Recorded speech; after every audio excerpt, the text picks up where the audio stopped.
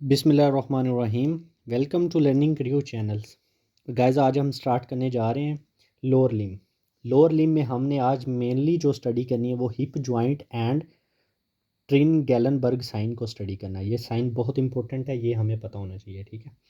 अब lower limb में हम पहले तो हमें लोअर लिम का फंक्शन पता होना चाहिए कि what will be the function of the lower limb, ठीक है। इसके एक दो पॉइंट हैं वो आप लोगों को बहुत अच्छे से पता होने चाहिए, ठीक है। ये क्या करता है, हमारे पास लोअर लिम जो है ना, ये प्रोवाइड करता है stability.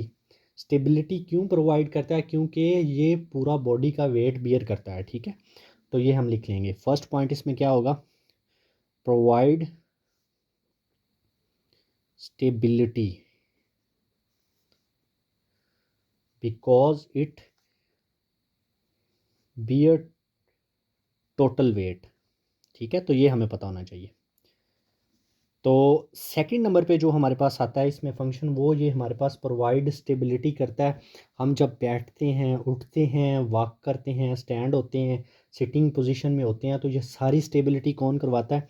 Same as a question, stability किन की करवाएगा? ये हमारे पास सिटिंग में, स्टैंडिंग में, ठीक है, उसके बाद वॉकिंग में, ठीक है, जो हम वॉक करते हैं, ठीक है, तो हम रनिंग करते हैं, मतलब सारी स्टेबिलिटी इसके ज़िम्मे में आती है, ठीक है।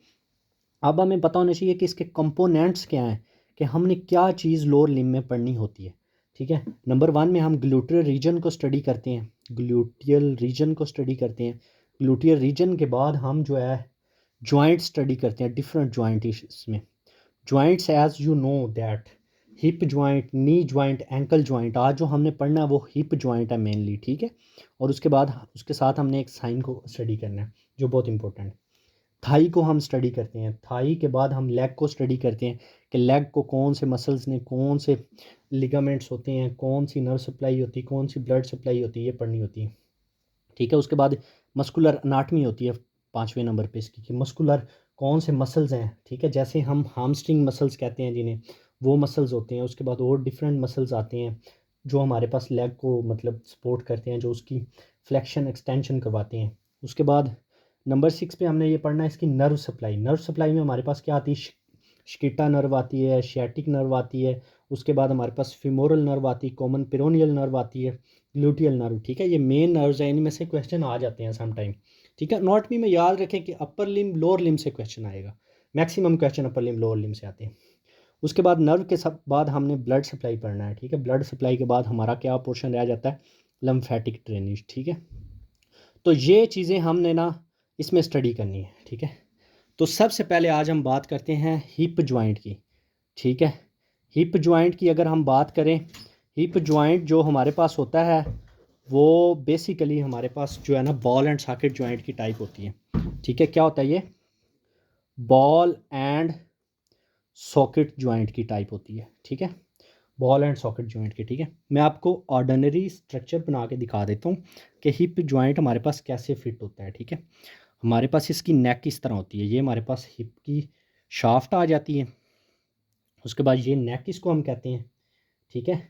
उसके बाद इसका आगे से ऐसे करके हेड आ जाता है, और यहाँ पे जो स्ट्रक्चर प्रेजेंट होता है उसे फोविया कैपिटस कहते हैं।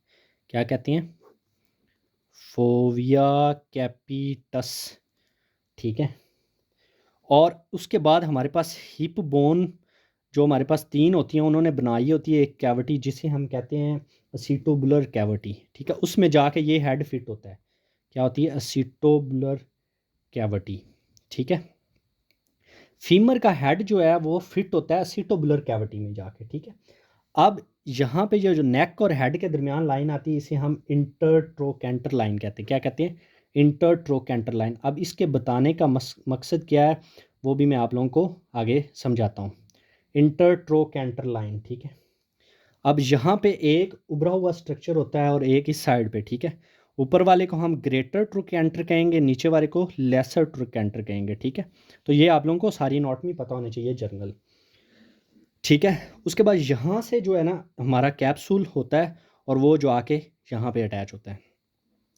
अब ये सारी चीज़ें बताने का मकसद क्या है कि आप को पहले पता होना चाहिए कि हिप जॉइंट कैसे बनता है, ठीक है। तो formed by union of head होता है फीमर का, ठीक है। हेड ऑफ फीमर प्लस क्या होता है हमारे पास, एसिटोबुलर कैविटी होती है, ठीक है। ये आप लोगों को पता होना चाहिए, ठीक है। एक चीज़ होगी। सेकंड इधर क्वेश्चन रेज होता है कि आप अंटीरियर और पोस्टीरियर व्यू में कैसे डिफरेंशिएट करेंगे, how can you differentiate between anterior and posterior view, ठीक है। आप कैसे जज करेंगे कि ये अंटीरियर व्यू है और ये पोस्टीरियर व्यू है, ठीक है। तो जिसमें ये हमारे पास एक कैप्सूल होता है, ये इंटरट्रोकेंटर लाइन को टच कर रहा हो, और वो होता है हमारे पास अंटीरियर व्यू बाय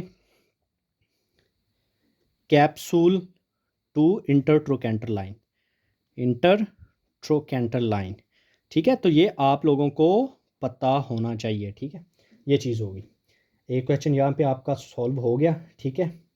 तो हमारे पास ये चीज़ें होती हैं इसमें हमारे पास स्टडी करने के लिए। तो बेसिकली आपको इसकी जॉइंट की एनाटॉमी पता होनी चाहिए, जॉइंट की टाइप पता होनी चाहिए। देखें ना, ये दो ही बाल्स एंड सॉकेट जॉइंट मोस्टली पूछे जाते हैं। एक हमारे पास शोल्डर जॉइंट होता है और एक ये होता है, ठीक है। उसके बाद हमारे पास जो एज डिपेंडेंट डीजनरेशन होती है, ठीक है, फर्स्ट वो कहाँ से स्टार्ट होती है, एक क्वेश्चन आता है। ये बहुत इंपॉर्टेंट क्वेश्चन है। फर्स्ट एज डिपेंडेंट डीजनरेशन कहाँ से स्टार्ट होती है, डीजनरेशन ऑफ बोन, ठीक है। तो वो हमारे पास आंसर इसका ये होता है, नेक ऑफ द फीमर, ठीक है। ये मोस्टली क्वेश्चन आया हुआ है, ठीक है। तो आप कोई भी एग्ज़ाम उठा के देख लें, उसमें आया होगा। ये इंपॉर्टेंट हाईलाइटेड क्वेश्चन और आपको पता होना चाहिए, कोई भी आपसे पूछ सकता है, ठीक है। और उसके बाद हमारे पास जो चांसेस होते हैं मोस्ट फ्रैक्चर ऑफ फीमर, मतलब फीमर का कोई फ्रैक्चर हुआ है, फीमर को कोई ट्रामेटिक इंजरी हुई है, उसमें सबसे ज़्यादा डैमेज होने के चांसेस किसके होते हैं, नेक ऑफ फीमर के होते हैं, ठीक है। ये भी आप लोगों को पता होना चाहिए, ठीक है। तो ये चीज़ें हैं, ठीक है गाइज। उसके बाद जो है ना, हमें क्या पता होना चाहिए, इसके लिगामेंट्स पता होने चाहिए। हिप जॉइंट के लिगामेंट्स बहुत इंपॉर्टेंट हैं, ये आप लोगों को पता होना चाहिए। पहला हमारा लिगामेंट का नाम है इलियोफीमोरल लिगामेंट, इलियोफीमोरल लिगामेंट, ठीक है। इलियोफीमोरल लिगामेंट आपको नेम से जाहिर है, ठीक है, कि ये ilium portion of hip bone से स्टार्ट हो रहा है, एंड कहाँ पे हो रहा है, फीमर पे आके, ठीक है। इसलिए इसको हम इलियोफीमोरल लिगामेंट कहते हैं। और ये लिगामेंट हमारे पास स्ट्रॉन्गेस्ट लिगामेंट होता है। क्या होता है, स्ट्रॉन्गेस्ट लिगामेंट होता है, ठीक है। अब इसकी शेप किस तरह होती है, आपकी इन्फॉर्मेशन इन्वर्टेड वाई शेप होती है इसकी। क्या होती है, इन्वर्टेड वाई शेप इसको बोलते हैं, ठीक है। ये आपको पता होनी चाहिए। अब इसका फंक्शन क्या, मोस्ट इंपॉर्टेंट, इसके दो फंक्शन हैं, ठीक है। नंबर 1 पे इसका फंक्शन क्या है जी, हमारे पास लिमिट करता हाइपर एक्सटेंशन, कि मतलब हमारे हिप जॉइंट को हाइपर एक्सटेंशन नहीं होने देता। मतलब हम एक एक्सटेंड करते हैं ना, तो हाइपर एक्सटेंशन को ये लिमिट करता है, ठीक है। तो ये एक फंक्शन है इसका, ठीक है। सेकंड फंक्शन इसका क्या है, सेकंड फंक्शन ये है कि ये हमारे पास लिमिट करता है लेटरल रोटेशन। अब एक लिमिट तक हम लेटरली रोटेट कर सकते हैं हिप जॉइंट को, और एक लिमिट तक हम एक्सटेंड कर सकते हैं, ठीक है। इसलिए it limit lateral rotation of hip joint, ठीक है।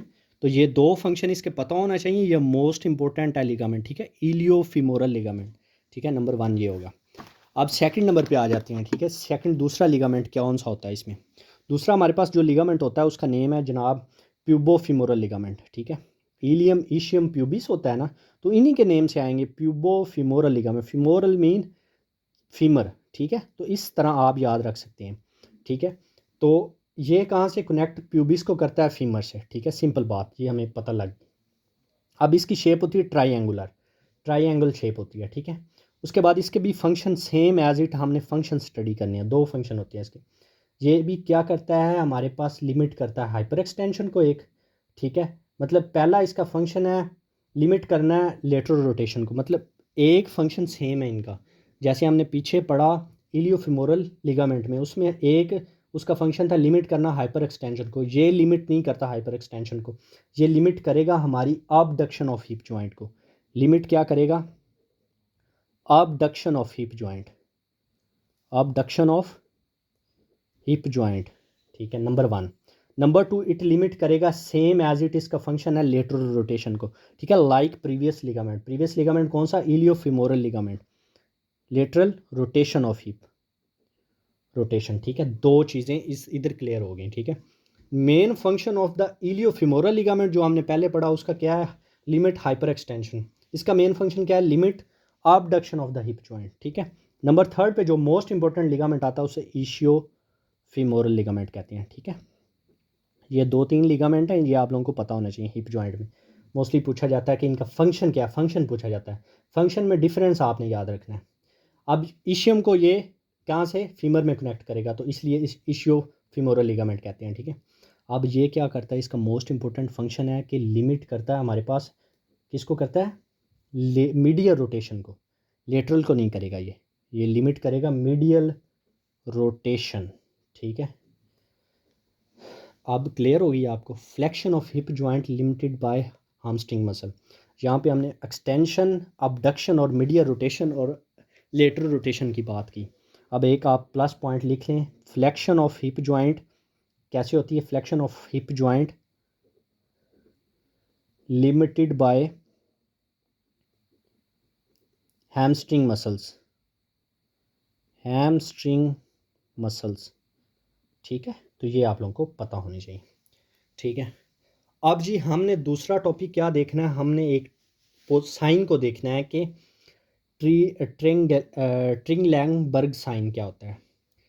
ट्रिंगलैंगबर्ग साइन क्या होता है, बेसिकली हमारे पास पॉजिटिव तब आता है जब हमारे पास पेशेंट एक पाँव पे खड़ा नहीं हो सकता, ठीक है। अब एक पाँव पे जो स्टेबिलिटी करवाते हैं ना, 1 फुट पे जो स्टेबिलिटी करवाते हैं मसल, वो कौन से चीज़ें होती हैं, ये 3 चीज़ें आपको पता होनी चाहिए। अब देखो ना, एक बंदा चल रहा है, वो 2 पाँव पे इजीली कंफर्टेबल है, फ्लेक्सिबल है। अब उसे कहा जाए एक नॉर्मल पर्सन एक पाँव पे भी खड़ा रह सकता है थोड़ी देर, ठीक है, not a long period but थोड़ी देर खड़ा रह सकता है। तो एक पाँव पे खड़े होने के लिए उसे 3 चीज़ों की ज़रूरत पड़ेगी। पहले उसको मसल की ज़रूरत पड़ेगी, gluteal medius and gluteal minimus, 2 muscles जो है ना ये इसमें रोल प्ले करते हैं, मिनिमस, ठीक है, एक चीज़ होगी। नंबर 2 पे हमारे पास क्या हमारे पास होना चाहिए, इसके लिए हमारी जो हेड है ना फीमर का, इसलिए मैं आपको इसको हिप जॉइंट में पढ़ा रहा हूँ, क्योंकि हेड का जो फीमर का हेड है ना वो एसिटिबुलर कैविटी में बिल्कुल फिट होना चाहिए, ठीक है। हेड जो है फीमर का, head of femur must fit into the acetabular cavity, head of femur must fit, ठीक है। कहाँ पे फिट होना चाहिए, एसिटिबुलर कैविटी में, ठीक है। तो ये आप लोगों को पता होनी चाहिए कि क्या चीज़ें ज़रूरी होती हैं, ठीक है। और नेक एंगल शुड बी इंटैक्ट, ठीक है। थर्ड क्या होगा हमारे पास, नेक एंगल शुड बी इंटैक्ट, ठीक है। तो ये आपको पता होना चाहिए, बहुत इम्पोर्टेंट है ये, ठीक है। अब उन पेशेंट में लैनबर्ग साइन जो होता है, लैनबर्ग साइन जो होता है उनमें पॉजिटिव होता है, जो पेशेंट एक एक टांग पे खड़े नहीं हो सकते, तो वो हम चेक करते हैं जब हमारे पास कोई एक्सटर्नल ट्रॉमा होता है, कोई नर्व डैमेज होती है, ठीक है। तो ये साइन कौन सी नर्व की वजह, इसको हम बोलते हैं ट्रिंड ट्रिंड ट्रिंडीलैनबर्ग साइन, ट्रिंडीलैनबर्ग साइन, ठीक है। ट्रेंडीलैनबर्ग साइन, ठीक है, इसको ये बोलते हैं ट्रेंड, जैसे हम कहते हैं ट्रेंड लियनबर्ग साइन, ठीक है। ट्रेंड लियनबर्ग साइन पॉजिटिव तब होता है जब हमारे पास सुपीरियर ग्लूटियल नर्व का डैमेज होता है। तो ये बहुत इंपॉर्टेंट एमसीक्यूज है, ये आता होता है अक्सर, नर्व का डैमेज होता है, ये नर्व जब हमारे पास डैमेज होगी ना तो ये साइन पॉजिटिव होगा, ठीक है। तो उससे आप लोग एक एमसीक्यूज हल कर सकते हैं, ट्रेंड लैनबर्ग साइन, ठीक है, ट्रेंड लैनबर्ग साइन। तो आज का हमारा टॉपिक था hip joint and Trendelenburg sign, ठीक है। तो ये आप लोगों को पता होना चाहिए। Thank you so much for watching my video.